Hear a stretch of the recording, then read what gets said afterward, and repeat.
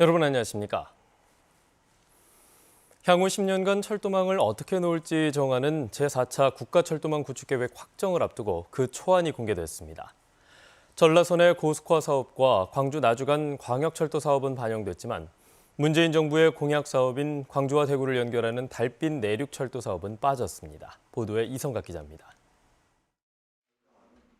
올해부터 향후 10년 동안 국가철도망 구축계획을 확정하기에 앞서 열린 공청회. 공청회에서 공개된 계획 초안에 현 정부 영호람 상생 공약인 광주와 대구를 잇는 달빛 내륙철도가 반영되지 않았습니다.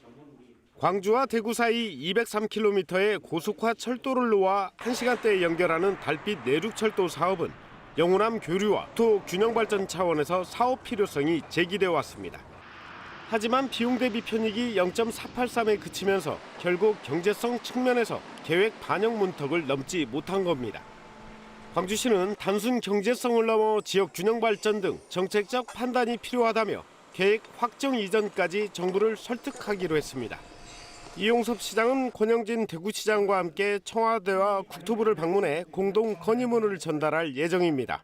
단순히 경제성 측면에서뿐만 아니고 국가 어떤 100년 대결로고 전체적인 어떤 국가 발전과 국가적인 시대적인 과제를 해결하는데 기여하는 큰 의미를 부각해서 전라선 고속화 사업과 광주와 나주를 잇는 광역철도 사업은 반영됐지만 광주 화순 광역철도 등은 정부 초안에서 빠졌습니다. 약 3조 원이 투입되는 전라선 고속화 사업은 설계 속도를 시속 250km로 상향 조정해 전북 익산과 여수 구간을 지금보다 34분 정도 단축하게 됩니다. 기존 일반 철도의 전철화만을 하고 일부 직선화를 통해서 고속열차가 운행하고 있는데 속도가 너무 낮기 때문에 고속열차의 그 운용률이 너무 떨어지고 있습니다. 또 광주 상무역에서 나주를 연결하는 광역철도는 기존 81분이던 이동 시간이 33분으로 단축되는 효과가 기대됩니다. 상반기 중 국가철도망 계획이 확정될 예정인 가운데 달빛 내륙철도 계획 반영을 위한 영호남 공동 대응이 성과를 낼지 주목됩니다.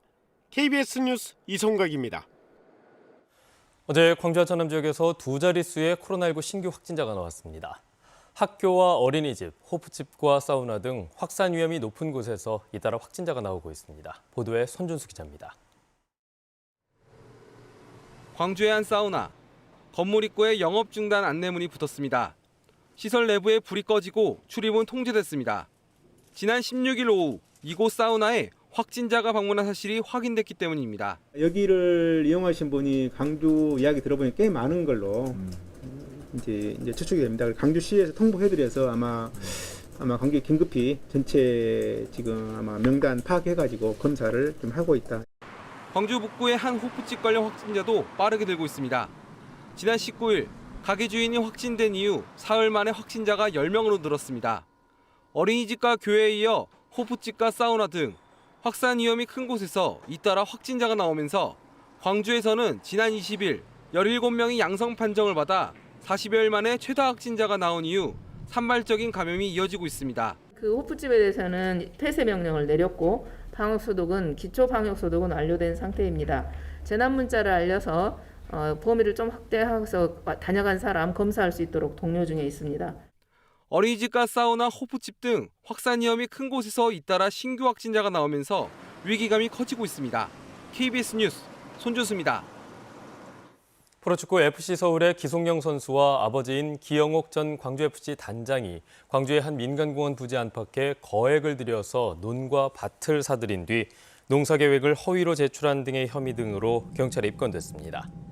광주경찰청 부동산투기특별수사대는 지난 2015년부터 2016년 사이 광주 금호동 마륵공원 특례사업 부지 안팎에 농지를 사들인 뒤 농업계획서를 허위로 작성하고 농지를 차고지 등으로 무단 형질 변경한 혐의 등으로 최근 기 씨 부자를 불구속 입건했습니다. 이들은 수십억 원을 들여서 광주 금호동 일대에 15,000여 제곱미터 부지에 땅을 사들인 것으로 전해졌습니다. 이에 대해 기영옥 전 단장은 축구센터를 짓기 위해 자신과 아들의 명의로 땅을 샀다고 주장하는 것으로 전해졌습니다. 민주당 이형석 의원이 지역사랑 상품권의 불법 환전 행위를 처벌할 수 있는 법안을 발의했습니다. 이 의원은 그동안 지역사랑상품권의 구매 할인을 이용한 불법 환전이 지속적으로 발생했지만 형사처벌할 수 있는 규정이 없었다면서 불법 환전을 할 경우 5년 이하의 징역 또는 5천만 원 이하의 벌금에 처할 수 있는 법률 개정안을 발의했다고 밝혔습니다. 직원 180여 명을 둔 광주 축산농협이 직원들에게 시간의 수당을 제대로 지급하지 않고 육아휴직도 쓰지 못하게 했다는 주장이 제기됐습니다. 노동청이 수사에 들어갔습니다. 김혜린 기자입니다. 광주 축산농협에서 10여 년간 일한 A씨. 지난 2019년 초등학교 2학년 자녀를 돌보기 위해 육아휴직을 희망했지만 신청조차 못했습니다. 축협 측이 자녀가 24개월 미만인 경우에만 육아휴직이 가능하다며 부정적인 입장을 밝혔기 때문입니다. 동료 여직원 2명도 같은 이유로 육아휴직을 신청하지 못했습니다. 현행법상 육아휴직은 초등학교 2학년 이하의 자녀가 있으면 쓸 수 있습니다. 왜 이제 와서 육아휴직을 쓰냐. 지금까지 잘 키웠다가 막 하면서 별 얘기를 다 하고 막 이기적이다고 하고 저희한테 회사 사정은 하나도 배려하지 않고 뭐 일하기 싫으니까 쉰다는 식으로 약간 계속 그런 식으로 뭐 얘기를 하면서 해당 축협이 직원들에게 시간외 수당을 제대로 지급하지 않았다는 주장도 제기됐습니다. 직원 B씨는 지난 20여 년간 회사 지시에 따라 정규 출근 시간보다 1시간 이른 8시에 출근해 왔습니다. 하지만 이에 대한 수당은 단 한 푼도 받지 못했습니다. B씨 등 전 현직 직원 20명은 노동청에 임금체불 신고를 했습니다. 직원들은 축협 측이 수당 미지급이 문제가 되자 직원들에게 수당을 포기하겠다는 동의서에 서명할 것을 요구했다며 관련 문서를 근거로 제시했습니다. 저희 지점 같은 경우는 그렇게 받았어요. 한 사람 하나씩 불러서 동서 주소, 썼으면 주소라고 말하는데 안 줄 수가 없죠. 이에 대해 축협 측은 노동청이 조사 중인 사안이라며 답할 수 없다고 밝혔습니다. 광주지방고용노동청은 남녀고용평등법 위반과 임금체불 혐의에 더해 광주 축협이 노조 설립을 방해했다는 신고를 접수하고 수사를 이어가고 있습니다.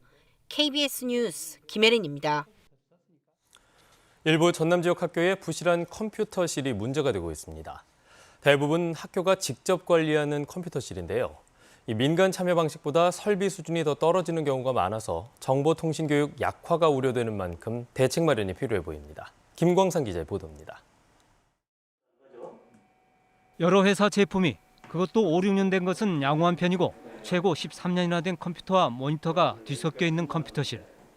부속 장비 등도 제대로 관리되지 않고 있는 경우가 적지 않은 것이 교육당국이 직접 운영하는 전남 지역 상당수 학교들의 현실입니다. 지금은 제가 4년, 5년으로 알고 있는데 실제로 제가 예전에 했었던 학교가 거의 6년, 7년 만에 교체된 걸로. 물론 정보통신 교육의 흐름도 점차 바뀌고 태블릿 PC를 대신 보급하기도 한다지만 배정된 물량마저 다른 용도로 전용되는 등 학부모들의 기대와는 달리 운영되는 경우가 적지 않습니다. 그런 학교들 한꺼번에 다 현대화를 시키면 좋겠죠. 근데 저희 교육청에 예산이 있기 때문에 그 예산의 범위 내에서 연차적으로 차근차근 이렇게 추진해 나가려고 계획을 세우고 있습니다. 같은 전남인데도 상황이 다른 일부 학교들도 있습니다. 수업이 즐거울 법하게 잘 정리된 환경에 몇 년 안 된 설비와 최신으로 업그레이드된 컴퓨터 프로그램.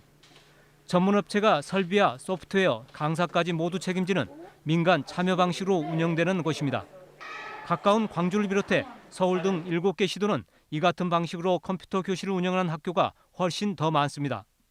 그럼에도 그동안 민간 참여 방식을 10분의 1 수준인 5곳으로 감축하면서 대신 많은 예산을 투입해가며 직영화해온 전라남도 교육청.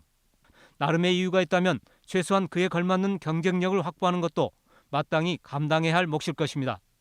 KBS 뉴스 김광상입니다. 광주시 교육청은 코로나19의 장기화로 위축된 5.18 민주화운동 교육 전국화 사업을 이달부터 본격적으로 추진하기로 했습니다.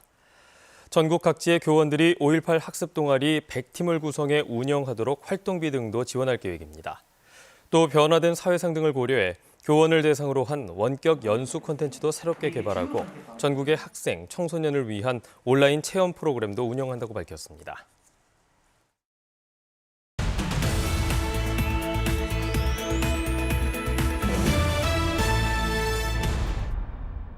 해남군이 땅끝 해양자연사박물관과 땅끝 관광지 활성화를 위한 업무 협약을 체결했습니다.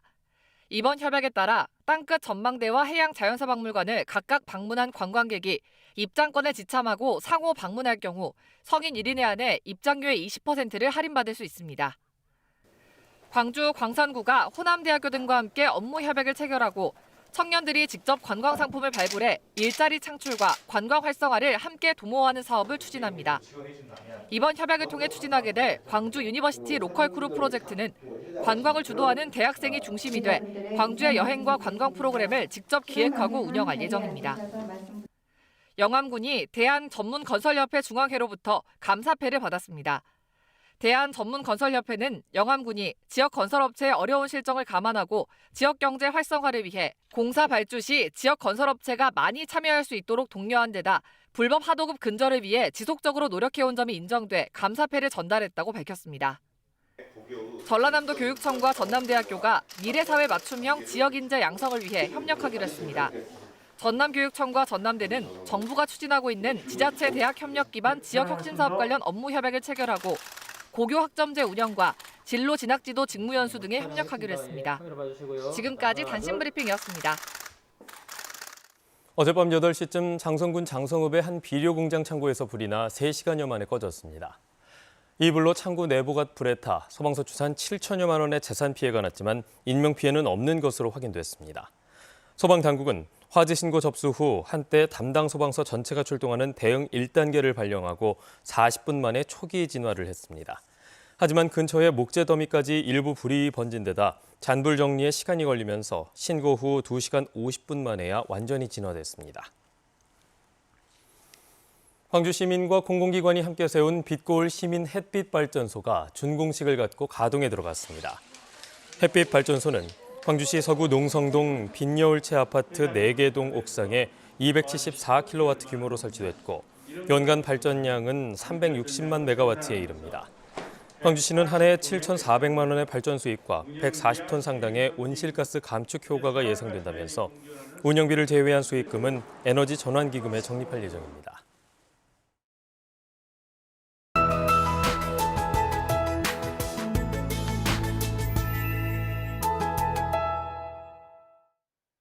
오늘은 흐리고 곳곳에 빗방울이 떨어지고 있습니다. 특히 서부 지역을 중심으로 아침까지 산발적으로 빗방울이 떨어지겠는데요.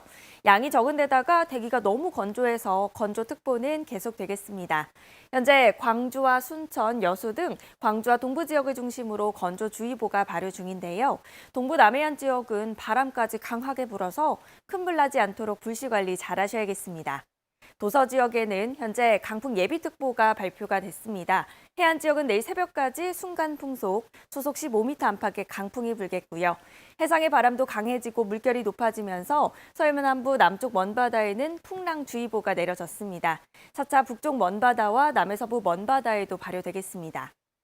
오늘 광주 전남 지역은 어제보다도 기온이 높겠습니다. 아침 기온 15도 안팎으로 포근하게 시작하고 있고요. 낮 기온 27도, 나주 25도까지 오르겠습니다.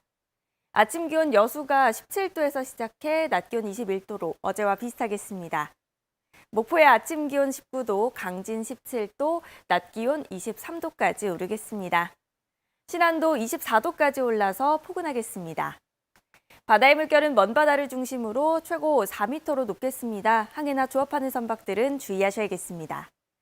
내일 오후에 동부 내륙 지역은 5mm 미만의 비가 조금 오겠습니다. 내셨습니다. 뉴스를 마칩니다. 여러분 고맙습니다.